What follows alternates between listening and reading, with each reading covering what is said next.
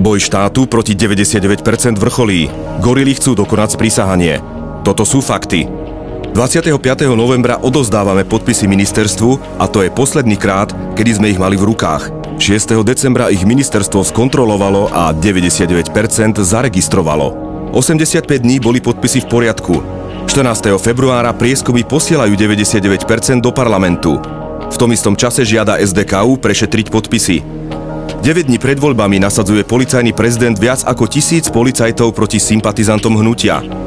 Ak platné podpisy nikdy neopustili ministerstvo, čo sa s nimi stalo? Kto mal k nim prístup? 1. marca podávame trestné oznámenie proti polícii. Je zrejmé, že gorily dôkladne naplánovali pošpinenie hnutia, aby zastavili zmenu. Aby zastavili tých, ktorí ohrozujú ich moc. Vyzývame ľudí, aby prekukli tieto špinavé hry. Voľme 99%.